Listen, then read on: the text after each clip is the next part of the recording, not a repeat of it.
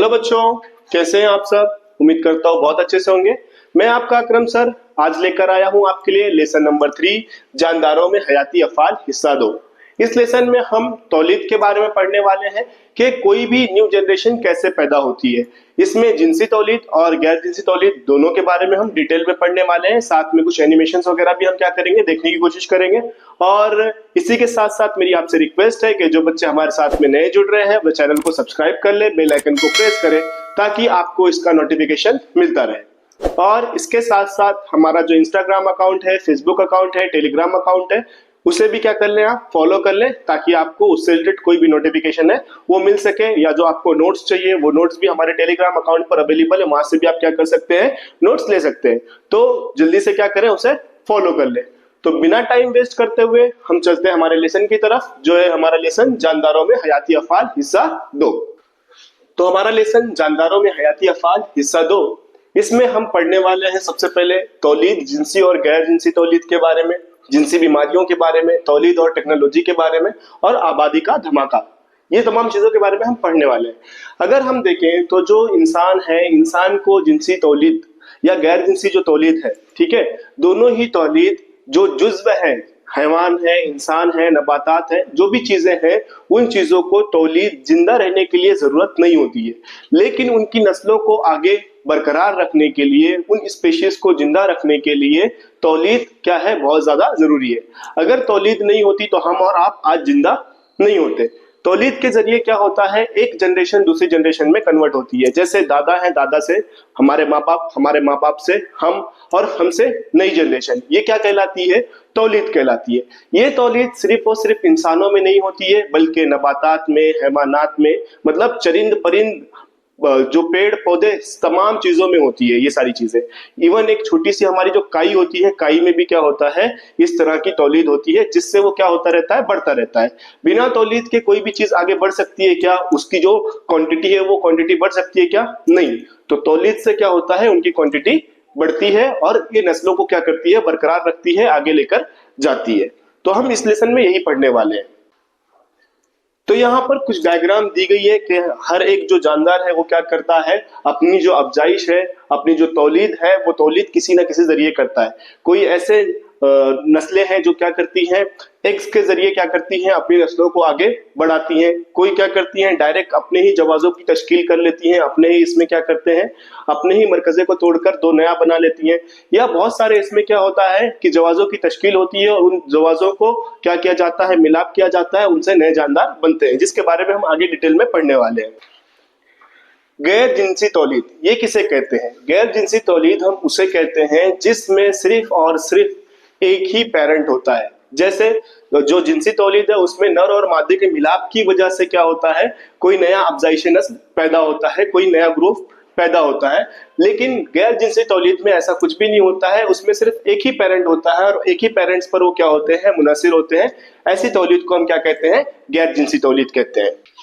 अब यहाँ पर हमें बताया है कि जवाजों के बगैर नौ एक ही जानदार पर मुनहसिर होता है, मतलब वो एक ही ना, जो पेरेंट है वो एक ही पेरेंट से क्या होगा, पैदा होगा, और ये अपने पेरेंट्स की तरह हूबहू होगा, इसमें कुछ जेनेटिक डिफरेंस नहीं होगा। जैसे हम इंसानों में, नबातात में, हैवानात में क्या होता है कि कुछ डिफरेंसेस होते हैं, जिसमें क्या होती है, जवाजों की तश्कील होती है, मतलब गैमेट फॉर्मेशन होता है और गैमेट फॉर्म होकर एक नया जानवर बनाता है या एक नया जानदार बनाता है। उसमें कुछ डिफरेंशिएट हो सकते हैं, लेकिन जो एक ही पेरेंट से क्या हो रहा है, पैदा हो रहा है, उसमें कुछ भी डिफरेंस नहीं होता है। तो गैर जिनसी तौलीद समझ में आया आपको, क्या होता है गैर जिनसी तौलीद। अब इसमें है, इसके बहुत सारे टाइप है, जिसमें पहला है एक खलवी जानदार में गैर जिनसी तौलीद। अब आपने देखा होगा एक खलवी जानदार और कसीर खलवी जानदार। एक खलवी जानदार ऐसा जानदार जो एक खलिए से बना है, उसमें एक ही मरकजा है, वो क्या कहलाएगा, एक खलवी जानदार कहलाएगा। और जिसपे बहुत सारे खलिए हैं वो क्या कहलाएगा, कसीर खलवी जानदार कहलाएगा। ठीक है, तो इसमें हमारा पहला है तकसीम दुई। तकसीम दुई बेटा हम किसे कहते हैं, तकसीम दुई हम उसे कहते हैं जिसमें कोई एक खलवी जानदार अपने ही बॉडी को तोड़कर क्या करे, दो खलिए में कन्वर्ट हो जाए, दो अलग अलग हिस्से में कन्वर्ट हो जाए, उसे हम क्या कहते हैं, तकसीम दुई कहते हैं। और ये किस वजह से होता है, ये होता है मसावी तकसीम की वजह से। जैसे यहाँ पर हमारे पास में अमीबा है, अमीबा ने क्या किया, अपना जो मोरिस था उसको क्या किया, उसने दो हिस्सों में तब्दील किया, दो हिस्सों में कन्वर्ट किया, और दो हिस्सों में कन्वर्ट करने के बाद वो अलग अलग दो अलग जानदार बन गए। इस तरह से ये क्या करते हैं, अपना अफजाइश करते हैं, अपने इसमें तौलीद करते हैं। ऐसी तौलीद को हम क्या कहेंगे, गैर जिनसी तौलीद कहेंगे, और जिस बेसिस पे तौलीद हो रही है उसे हम कहेंगे तकसीम दुई। समझ में आ रहा है आपको? ये होता है बाइनरी फिजन। ठीक है, बाइनरी फिजन में क्या होता है बेटा, मैंने आपको बताया कि ये क्या करता है, अपने ही सेंटर से, अपने ही जो उसका क्रोमोसोम होता है, इससे ही क्या करेगा, अपने आप को दो पार्ट्स में कट करेगा, और इससे दो पार्ट से क्या हो जाएगा, एक दो नए हमें क्या हो जाएंगे, सेल मिलेंगे। अभी ये एक क्या है, पूरा सेल है, ये पूरा एक सेल क्या करेगा, अपने आप को टू इक्वल पार्ट्स में डिस्ट्रीब्यूट कर लेगा। इसी को हम क्या कहते हैं, बाइनरी फिजन कहते हैं।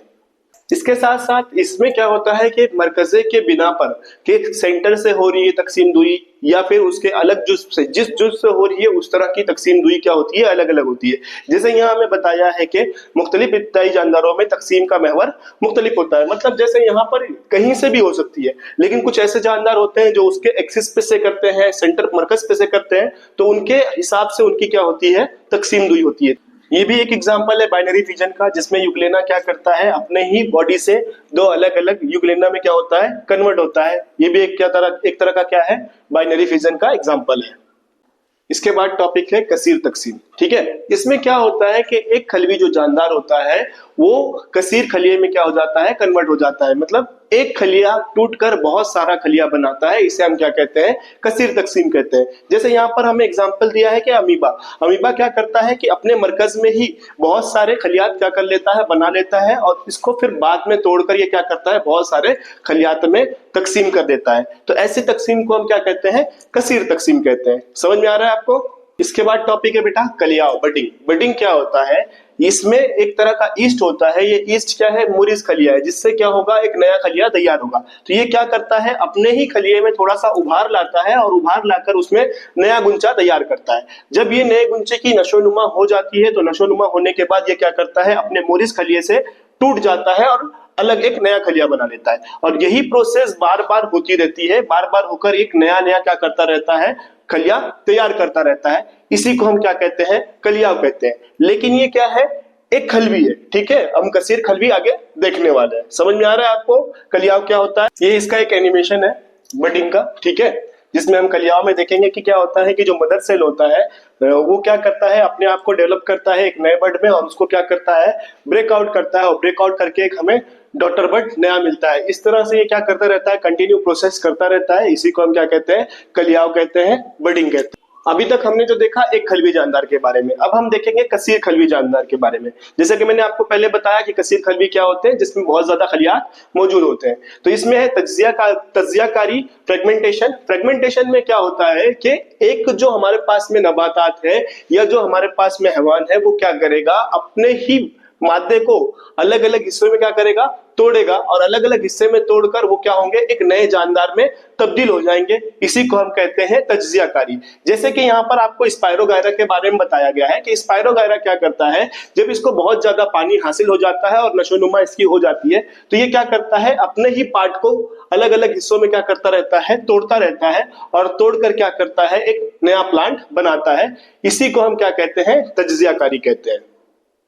इसके बाद है रीजनरेशन। ठीक है, बाज पैदाइश। रीजनरेशन हम किसे कहते हैं, जब कोई जानदार खतरे के वक्त में क्या करे, अपनी बॉडी के कुछ पार्ट्स को तोड़ दे। ठीक है, उससे क्या हो, नया जानदार पैदा हो, उसी को हम क्या कहते हैं, रीजनरेशन कहते हैं, बाज पैदाइश कहते हैं। जैसे आपने देखा होगा कि छिपकली को जब खतरा महसूस होता है, या जब हम क्या करते हैं, उसको मारते हैं, तो वो अपनी दुम को क्या कर देती है, तोड़ देती है। लेकिन कुछ दिन के बाद जब हम देखते हैं, तो उसकी दुम जो रहती है वापस आ जाती है। इसको हम क्या कहते हैं, रीजनरेशन कहते हैं। लेकिन एक प्लानेरिया नाम का जानदार है जो क्या करता है, अपने ही जिस्म के दो हिस्से कर लेता है, दो टुकड़े कर लेता है, और वो दोनों टुकड़ों से क्या होते हैं, दो नए जानदार पैदा होते हैं। इसी को हम क्या कहते हैं, बाज पैदाइश कहते हैं, रीजनरेशन कहते हैं। इसके बाद है कलियाओ बडिंग इन मल्टी सेलुलर। ठीक है, कसीर खलवी नबातात में बडिंग कैसे होती है, मैंने बोला था ना, हम आगे देखेंगे। तो कसीर खलवी में क्या होता है कि जो इनके खलियात होते हैं, इसमें ही एक नई कली क्या होती है, तैयार होती है, और कली नहीं तैयार होकर क्या करती है, एक नया गुंचा तैयार करती है। वो गुंचा क्या करता है, अपनी नशोनुमा करता है, और नशोनुमा करने के बाद जब ये काबिल हो जाता है कि अपनी जिंदगी क्या कर सके, गुजार सके, तो इनका जो मोरिस खलिया होता है, जो नौजायद हाइड्रा होता है, वो उसको क्या कर देता है, अलग कर देता है, जिससे एक नया प्लांट हमें हासिल होता है। इसी को हम क्या कहते हैं, कलियाव कहते हैं, कसीर खलवी में। इसके बाद चौथा है नबाती अफजाइश नस्ल। इसमें क्या होता है बेटा कि जो नबातात होते हैं अपने जड़, तना, कली, पत्ते, फूल की मदद से क्या करते हैं, अपने आप को एक नए प्लांट में कन्वर्ट करते हैं। ठीक है, इसमें क्या होता है कि जो इसका जड़ होता है, तना होता है, ये एक नए वेजिटेटिव प्रॉपर्टी रखता है जो क्या करता है, किसी भी प्लांट को बहुत आसानी से उगा सकता है। जैसे आपने देखा होगा कि गन्ने में क्या होते हैं कि जो उनके जड़ें होती है वो जड़ें क्या कर सकती है, नए प्लांट को उगा सकती है। या फिर आपने क्या देखा हो कि जो गुलाब का फूल हम क्या करते हैं, उसकी डंठल लाते हैं, उसके बेसिस पे हमें एक नया प्लांट उगने में मदद मिलती है, मतलब वो नया प्लांट हमें उगा कर देता है। तो इस तरह से जो अफजाइश होती है वो क्या कहलाती है, नबाती अफजाइश कहलाती है। ठीक है, समझ में आ रहा है आपको? वेजिटेटिव प्रोपोगेशन, नबाती अफजाइश नस्ल, इसमें क्या होता है कि जो हमारा नबातात होता है, जो हमारा प्लांट होता है, इस प्लांट के किसी भी हिस्से से, चाहे हम क्या ले लें, लीफ ले ले, रूट ले ले, या इसका कोई डंठल ले ले, कोई भी चीज ले ले, उससे अगर एक नया प्लांट क्या हो रहा है, ग्रो कर रहा है, तो वो क्या कहलाता है, वेजिटेटिव प्रोपोगेशन कहलाता है, नबाती अफजाइश नस्ल कहलाता है। इसके बाद है बेटा बजरों का बनना, स्पोर फॉर्मेशन। स्पोर फॉर्मेशन कैसे होता है, आपने देखा होगा कि रोटी या ब्रेड को हमने क्या किया, ऐसे छोड़ दिया तो एक दो दिन के बाद उसपे फफूंद लग जाती है। तो ये फफूंद लगती कैसे है, इसमें क्या होता है कि कुछ बजरे होते हैं, जिसके बजरेदान में क्या होते हैं, बहुत सारे छोटे छोटे बजरे होते हैं। इनके फटने की वजह से ये क्या करते हैं, गर्म और मरतूब जगह को देखकर क्या करते हैं, अपने आप को उस जगह पर फैला देते हैं, जिसकी वजह से उस प्लेस पर क्या होती है, फफूंद आ जाती है, और उस तरह से क्या होते हैं, नए बजरे बनकर अपने आप को सेपरेट करते रहते हैं। तो इसी को हम कहते हैं बजरों का बनना। इसके बाद का जो टॉपिक है बेटा, जिनसी तौलीद। जिनसी तौलीद हम उसे कहते हैं जिसमें नर ज्वाजा और मादा ज्वाजा दोनों का मिलाप होता है और दोनों के जरिए क्या होते हैं, एक नया जानदार पैदा होता है, उसे हम कहते हैं जिनसी तौलीद। ठीक है, जिनसी तौलीद जो है दो स्टेप में मुकम्मल होता है। पहला जो स्टेप है वो जवाजों की तश्कील है। जवाजों की तश्कील मतलब गैमेट फॉर्मेशन। ये जो अमल होता है, ये अमल तकलीदी तकसीम के जरिए क्या होता है, कंप्लीट होता है, जिसमें ये क्या करता है, क्रोमोसोम के अकहरे जवाजे बनाते हैं, जिसे हम हैप्लॉइड कहते हैं। इसके बाद जो दूसरा प्रोसेस है वो अम्ले बारावरी है। इसमें क्या होता है कि जो हमारे पास में दो अलग अलग तरह के हैप्लॉइड्स थे, नर और मादा के, वो आपस में क्या करते हैं, मिलते हैं, जिससे क्या बनता है, डिप्लॉइड बनता है, जिससे क्या होता है, जाइगोट तैयार होता है, जुप्ता तैयार होता है। इस जुप्ते के तैयार होने के अमल को ही हम क्या कहते हैं, बारावरी कहते हैं, फर्टिलाइजेशन कहते हैं। मतलब क्या होगा कि जो हमारा मेल का सपोज स्पर्म है और जो फीमेल है उसका जो ओवम है, दोनों का आपस में जब मिलते हैं तो मिलने की वजह से क्या होता है, जाइगोट बनता है, और ये जाइगोट क्या कहलाता है, फर्टिलाइजेशन कहलाता है। इस तरह के हैप्लॉइड्स मेल और फीमेल गैमेट्स में पाए जाते हैं और ये आपस में मिलकर क्या करते हैं, डिप्लॉइड बनाते हैं, जिससे क्या होता है, जाइगोट तैयार होता है। फर्टिलाइजेशन कैसे होता है, इसमें जो मेल का स्पर्म होता है और फीमेल का जो ओवम होता है वो क्या करते हैं, आपस में इंटरेक्ट करते हैं, और इंटरेक्ट करने की वजह से यहाँ पर क्या होता है, जाइगोट बनता है। इसी को हम क्या कहते हैं, फर्टिलाइजेशन कहते हैं। ये हो गया मेल का स्पर्म और ये हो गया एग, ये आपस में क्या किए, इंटरेक्ट किए। इंटरेक्ट करने की वजह से क्या हुआ, जाइगोट बना। वो जाइगोट क्या कहलाएगा, हमारा फर्टिलाइजेशन कहलाएगा। ठीक है, और इस तरह की जो तौलीद होती है, इस तौलीद से जो नया जानदार पैदा होता है, इसमें जेनेटिक खासियत की वजह से कुछ मुमासिलत हमारे जैसी भी होती है और कुछ नहीं भी होती है। जैसे जब एक नया जानदार पैदा होता है या हमारे यहाँ पर कोई बेबी बॉर्न किया, तो हम क्या कहते हैं कि ये जो बच्चा है ये इनकी तरह दिखता है या इनकी तरह दिखता है, इसमें इनकी खासियत है, इनकी खासियत है, ऐसे ये सारी चीजें हम क्या कहते हैं, बताते हैं कि नाना की खासियत है, दादा की खासियत है, चाचू की खासियत है। तो ये सारी जो मुमासिलत होती है वो मुमासिलत बच्चों के अंदर क्या होती है, पाई जाती है। क्यों? क्योंकि उनके अंदर क्या होता है, कहीं ना कहीं पेरेंट्स का जेनेटिक होता है, वो जेनेटिक क्या करता है, इन्हें हेल्प करता है। ठीक है, तो यहां तक आपको समझ में आ रहा है। इसके बाद है बेटा नबातात में जिनसी तौलीद। इसको समझाने के लिए मैंने आपके लिए एक लेकर आया है फूल। ठीक है बेटा, तो मैं देखो बेटा आपके लिए बहुत मेहनत कर रहा हूं, आप भी हमारे लिए क्या करें, सपोर्ट करें, चैनल को सब्सक्राइब करें, बेल आइकन को प्रेस करें, ताकि इससे ज्यादा से ज्यादा बच्चों का क्या हो सके, हेल्प हो सके। ठीक है, तो इसमें ये जो होता है 4 लेयर में होता है। तो इसमें जो आपको ये नीचे का हिस्सा दिख रहा है, ठीक है, नीचे का हिस्सा दिख रहा है आपको ये वाला, ये होता है हमारा प्याले गुल। यहाँ पर मैंने एक और क्या करके रखा है, ब्रेक करके रखा हुआ है, तोड़ के रखा हुआ है। तो ये होता है हमारा क्या, प्याले गुल होता है। ठीक है, ये हमारा प्याले गुल है। फिर उसके बाद ये जो हिस्सा है ये हमारा जो होता है, ये ताजगुल होता है। क्या होता है, ताजगुल, जिसको हम ये पंखुड़ी कहते हैं हम। ठीक है, इसको क्या कहते हैं, पंखुड़ी, ये होता है हमारा ताजगुल। ठीक, इसके बाद इसमें जो ये हिस्सा दिख रहा है, स्पोर वाला हिस्सा दिख रहा है, इससे बजरे निकले हुए, ये जो हिस्सा होता है वो हिस्सा होता है हमारा नरकोट। क्या होता है हमारा ये हिस्सा, नर कोट होता है, ठीक है, इसको क्या कहते हैं, नर कोट कहते हैं। और जो दूसरा हमारा है मादा कोट, ये ऊपर का हिस्सा होता है, ये ऊपर दिख रहा है आपको, ये हिस्सा होता है और ये हिस्सा होता है, इसको कहते हैं मादा कोट। जब इसका क्या होता है, बर्थ होता है, तो इसके अंदर से ये जो ट्यूब है, इस ट्यूब के अंदर से क्या होते हैं, ये बजरे, ये जो बजरे हैं, ये बजरे यहाँ पर जाते हैं और पोलन ग्रेन बनाते हैं, जिससे हमें क्या होता है, एक नया फूल मिलता है। ठीक है, समझ में आ रहा है आपको ये चीज?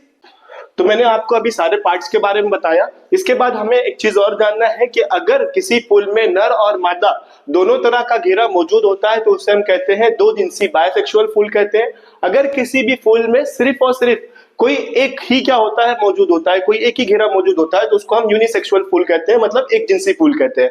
और ऐसा फूल जिसमें सिर्फ और सिर्फ नर तौलीदी निजाम हो या आजा हो, उसे हम कहेंगे नर फूल। और जिसमें क्या रहे, मादा तौलीदी उजूर है, उसे सिर्फ हम क्या कहेंगे, मादा फूल कहेंगे। ठीक है, ये चीज आपको याद रखना है। अब ये जो फूल है, फूल नए फूल की अफजाइश कैसे करता है, तो मैंने आपको बताया कि इस फूल में जो इस तरह का बजरा दिख रहा है, ये बजरा जो रहता है वो कहलाता है हमारा एंथर, बजरादान कहलाता है। और जो यहाँ पर लाइन जैसा दिख रहा है वो जर रेशा कहलाता है, फिलामेंट कहलाता है। ये हमेशा आजाद हालत में होते हैं। आजाद हालत में होने की वजह से ये बजरे हवा के जरिए, इंसेक्ट्स के जरिए, इंसान के जरिए, किसी भी जरिए से क्या होते हैं, इसके बजरे के ऊपर चले जाते हैं। इसका जो बजरादान होता है उस बजरेदान के ऊपर चले जाते हैं। जो ये हिस्सा है ना, ये क्या मैंने बताया था ना, ये आपको ये हिस्सा, इस हिस्से पर चले जाते हैं। और ये हिस्से पे जैसे ही जाते हैं तो यहाँ पर एक जेरा नाली बन जाती है।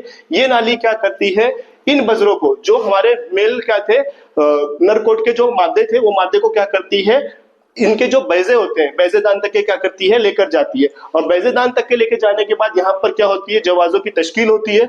जवाजों की तश्कील होने की वजह से यहाँ पर जो इसका बैजा नाली होती है, ये जो बैजा नाली होती है, यहाँ पर क्या होता है, नए तरह का बैजा खलिया क्या होता है, तैयार होता है। और इससे जो नया खलिया तैयार होता है, उससे एक नया फूल क्या होता है, प्रोड्यूस होता है, या नया उपज जो रहता है वो प्रोड्यूस होता है। तो ये समझा बेटा, उपज कैसे बनता है, या बीज कैसे बनता है, या फूल किस तरह से बनता है। इसी में बेटा होता है दोहरा बारावरी का अमल, डबल फर्टिलाइजेशन। डबल फर्टिलाइजेशन क्या होता है कि जिसमें क्या करे, दो नर खलिए, ठीक है, नर खलिए दो रहे और वो कहाँ पे, कलगी पर जाकर क्या हो जाए, अटैच हो जाए। और वही प्रोसेस क्या हो, सेम हो, मतलब जेरा नाली खुल जाए, जेरा नाली खुल के ये बैजेदान में चले जाए, बैजेदान में जाके इनके खुद भी मरकज पे क्या करते हैं, वो अटैच करते हैं, और दूसरा बैजे खलिए से क्या करते हैं, अटैच करते हैं। दोनों का इन्वॉल्व होने की वजह से इसमें क्या होता है, दो जवाजे बनते हैं। जब ये दो जवाजे बनते हैं तो इसी को हम क्या कहते हैं, डबल फर्टिलाइजेशन कहते हैं, दोहरा बारावरी कहते हैं।